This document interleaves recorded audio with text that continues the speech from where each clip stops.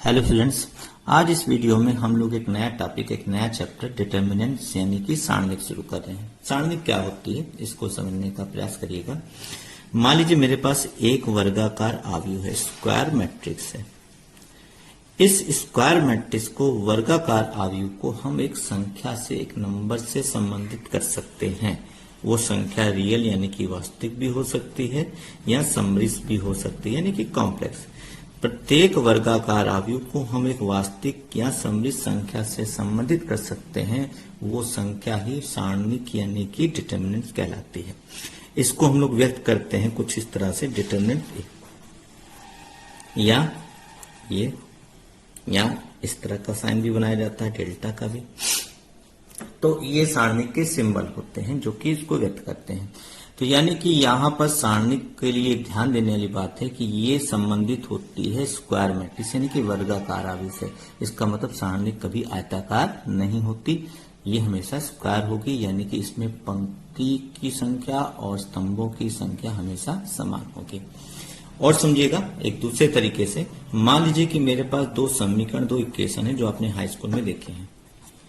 ये एक समीकरण मैंने लिखा और इसमें से मैं इसको पक्षांतर कर दे रहा हूं। क्यों कर दे रहा हूं? क्योंकि इन दो समीकरणों में से हम लोग करेंगे क्या, x और y का विलोपन करेंगे। जनरली हम लोग अचर राशियों का विलोपन करते हैं। यहां पर हम लोग दोनों को डिवाइड कर दीजिए, भाग दे दीजिए, तो आप देखेंगे अचर राशियों के बीच एक संबंध आता है a1 b2। इसको तिरछा गुणा करके पक्षांतर कर लीजिएगा, ये इस तरह आता है। ये जो संबंध आया इधर बाएं पक्ष में, इस संबंध को ही एक प्रतीकात्मक रूप में लिखा जाता है, यही सारणिक कहलाता है। इसको इस तरह बनाते हैं, पहले समीकरण में x और y के गुणांक पहली पंक्ति में और दूसरे समीकरण के x और y के गुणांक दूसरी। ये प्रतीकात्मक रूप है सारणिक का, और ये सारणिक का प्रसार कहलाएगा। आगे चल के इसको हम किस नाम से पुकारेंगे, एक्सपेंशन यानी कि प्रसार। तो हम लोगों ने सारणिक की डेफिनेशन को दो तरीके से समझ लिया, एक आव्यूह से और एक आपका ये तरीका। ये तरीका आपको पुरानी यूपी बोर्ड की किताबों में देखने को मिलेगा, लेकिन ये जो तरीका है वर्गाकार आव्यूह, ये आपको एनसीईआरटी की बुक्स में देखने को मिलेगा। मैं आगे बढ़ता हूं, मैं वर्गाकार आव्यूह को ही लेकर सारणिक को आगे बढ़ाऊंगा। तो मैंने एक वर्गाकार मान लीजिए आव्यूह ले लिया, स्क्वायर मैट्रिक्स ले लिया, 1 2 ऐसे कुछ भी एलिमेंट लिख दीजिए, और इस वर्गाकार आव्यूह को एक संख्या से संबंधित करना है। कैसे करेंगे, पहले सारणिक का साइन लगा दीजिए, ये यानी कि ये बड़े ब्रैकेट की जगह इस तरह से दो समांतर रेखाएं खींच दीजिए, पैरेलल लाइंस, तो ये सारणिक का सिंबल बन जाएगा। अब आपको इस सारणिक का मान निकालना है, यानी कि इस सारणी में वो संख्या प्राप्त करनी है जिसका संबंध आव्यूह से बनेगा। कैसे बनेगा, देखिए, इसका इस तरह से क्रॉस मल्टीप्लाई करेंगे, 1 को 4 से, 4 करने 4, फिर यहां माइनस लगाएंगे, इसका 3 दूनी 6, अपना घटा देंगे। ये है वो संख्या जिसके बारे में परिभाषा में जिक्र किया गया था। तो आप किसी भी वर्गाकार आव्यूह को इस तरह सारणिक के बदल कर सारणिक का क्या निकाल सकते हैं मान, क्योंकि वर्गाकार आव्यूह का तो इस तरह मान नहीं निकाला जा सकता, तो इसको सारणिक में बदल के सारणिक का मान निकाला जाता है। तो ये सारणिक का प्रसार कहलाएगा। क्या कहलाएगा, प्रसार। तो ये हमने जो सारणिक ली, ये 2 ऑर्डर की थी। कितने ऑर्डर की थी, 2 ऑर्डर की। अब हम लोग आगे बढ़ेंगे तो 3 ऑर्डर की सारणिक भी मिलेगी, 4 ऑर्डर की कम मिलती है क्योंकि लंबा हो जाता है उसका प्रोसीजर।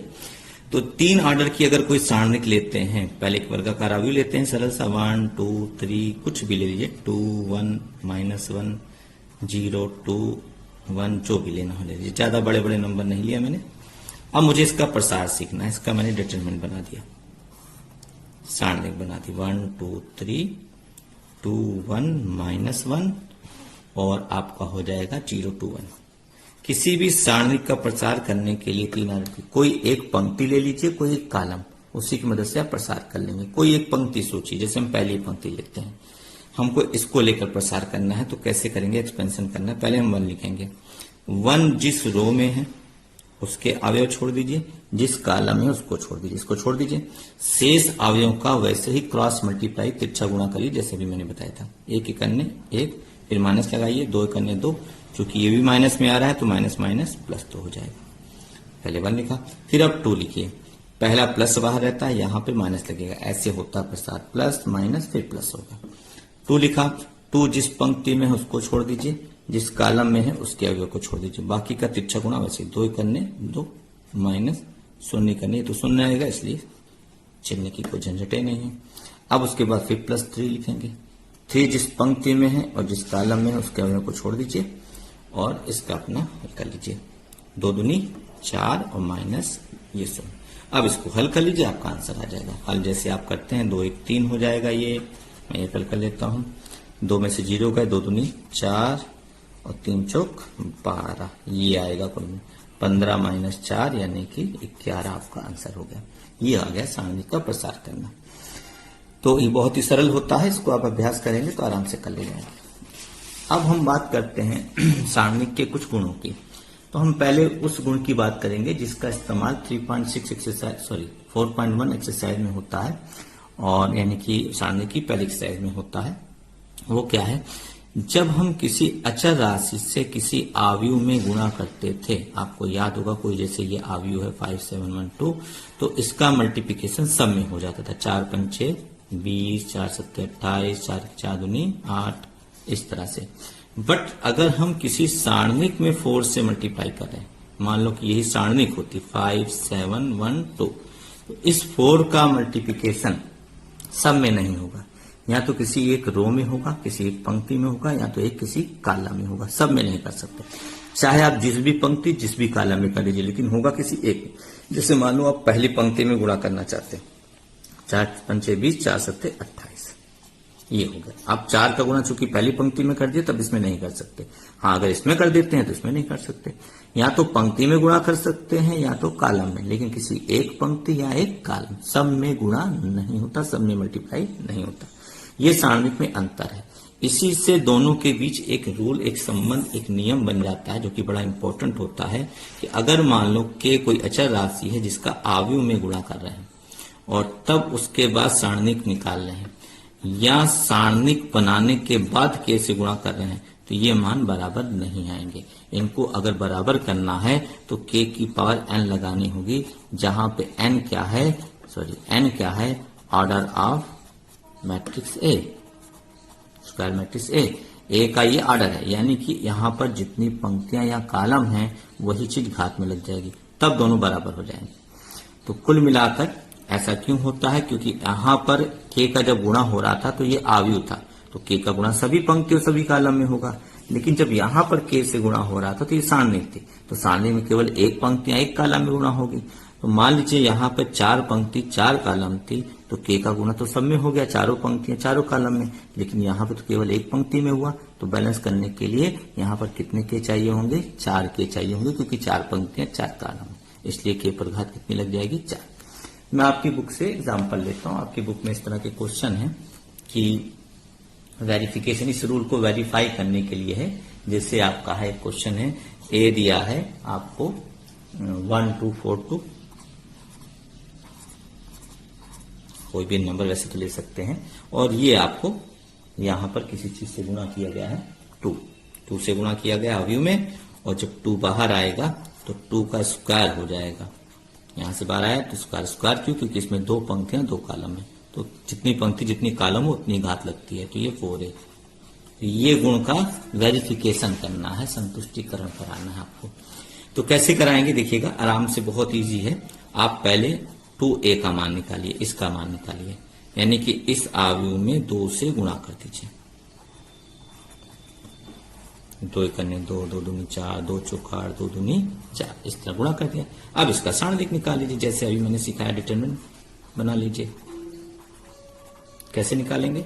2 चौक 8 माइनस 8 चौक 32, घटा दीजिए, जो आएगा अपना लिख दीजिए, माइनस में आएगा 24। इस तरह से ये आ गया लेफ्ट हैंड साइड ये वाला मान। अब आपको इसका मान निकालना है, तो पहले सारणिक निकालना होगा। पहले सारणिक किसका? इस आव्यूह का, जो मेन था 1 2 4 2, 2 4 दूनी 8 माइनस 6। अब इसमें 4 से गुणा कर दीजिए, 6 चौक 24। आप देख सकते हैं दोनों वैल्यू सेम है, तो सिद्ध हो गया कि ये दोनों आपस में क्या है? बराबर है। तो महत्वपूर्ण गुण है, इसको ध्यान रखिएगा, इसका अभ्यास आप करिएगा। एक्सरसाइज 4.1 आप खुद अब लगाने का प्रयास करेंगे। हम लोग चलेंगे नेक्स्ट सारणी के कुछ प्रगुणों पर चलेंगे, जो कि आपके 4.2 में काम आएंगे। ये गुण कौन कौन से हैं, प्रगुण कौन कौन से हैं, ध्यान से समझिएगा, बड़े काम के प्रगुण हैं, क्योंकि इसी से ही सवाल आपके लगेंगे ही, तो ये अच्छे से आना चाहिए। सारणिक की बात कर रहा हूं तो पहला प्रगुण ले रहा हूं। जरूरी नहीं कि बुक में यही क्रम हो जो मैं बता रहा हूं, क्रम इधर उधर हो सकता है, आपको प्रगुण याद होने चाहिए बस। ये है प्रगुण पहला। अगर किसी सारणिक की किसी भी एक रो में या किसी भी एक कॉलम में सारे एलिमेंट जीरो हैं, सारे अवयव जीरो हैं, तो इस सारणिक का मान कितना आएगा, जीरो आएगा। इसका आप बिना प्रसार के इसका आंसर लिख सकते हैं। अगर कोई भी एक पंक्ति आपको सारे अवयव जीरो दिख गए या किसी भी एक कॉलम में सारे अवयव जीरो दिख गए, तो सारणिक का मान झट से क्या लिख दीजिएगा, जीरो। आप इन प्रगुणों की जांच कर सकते हैं प्रसार करके अपना। दूसरा प्रगुण है, मान लीजिए ये सारणिक है,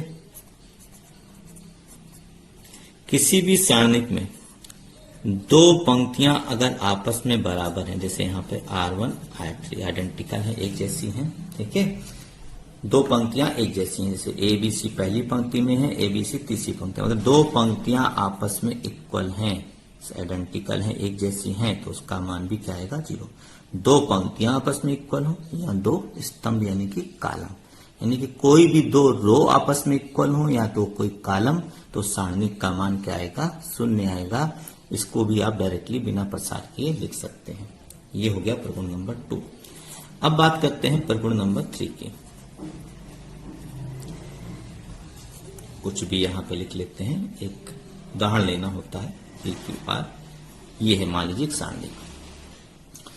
अब इस सारणिक की हम सभी पंक्तियों को कॉलम में बदल दे रहे हैं, यानी कि पहली पंक्ति को पहले कॉलम में, दूसरी पंक्ति को दूसरे कॉलम में और तीसरी पंक्ति को तीसरे कॉलम में। हमने पंक्तियों को कॉलम में या यूं कहें कॉलम को पंक्ति में आपस में इंटरचेंज कर दिया, बदल दिया। तो इससे सारणिक के मान पर कोई प्रभाव नहीं पड़ता है। तो आप जानते हैं आव्यूह में जब यही कार्य किया जाता था तो एक नया आव्यूह बनता था जिसको ट्रांसपोज मैट्रिक्स यानी कि परिवर्त आव्यूह बोलते थे। लेकिन यहां पर ऐसा कुछ नहीं है कि कोई नई चीज मिल रही है। यहां पर सारणिक की पंक्ति को स्तंभ में, स्तंभ को पंक्ति में बदलने पर सारणिक के मान पर कोई प्रभाव नहीं पड़ेगा। इस सब प्रगुण जब आप सवाल लगाएंगे तो आपको कब कहां कौन सा प्रगुण इस्तेमाल करना है उसी चीज का अभ्यास करना होता है, क्योंकि पहले से बताना मुश्किल होता है कि किस क्वेश्चन में किस तरह का प्रगुण इस्तेमाल होगा। ये अभ्यास से ही आता है। तो आप पहले प्रगुण सीख लीजिए, फिर मैं आपको क्वेश्चन लगाऊंगा तो आपको अभ्यास हो जाएगा। अब उसके बाद नेक्स्ट प्रगुण देखिएगा, प्रगुण नंबर 4। कोई भी एक सारणिक ले लीजिए,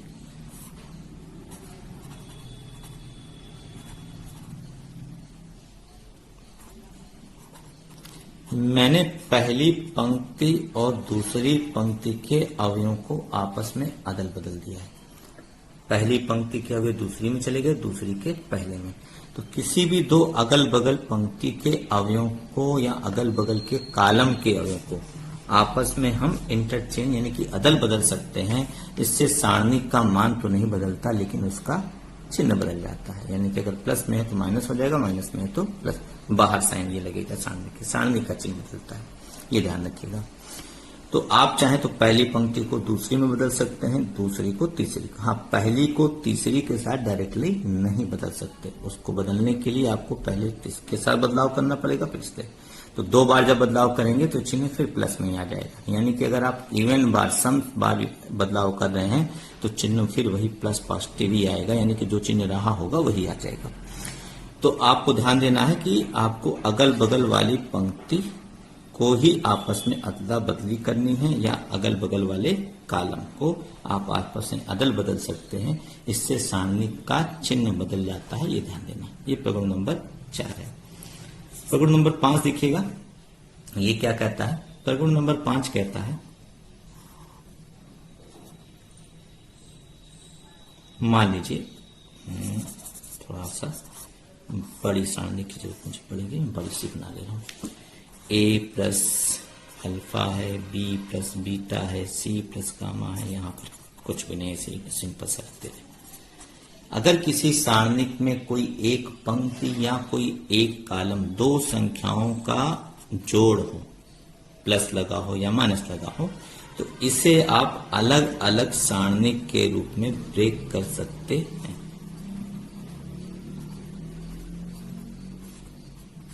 ये देखिए, इस पंक्ति को हम लोग ब्रेक कर रहे हैं दो सारणिकों में।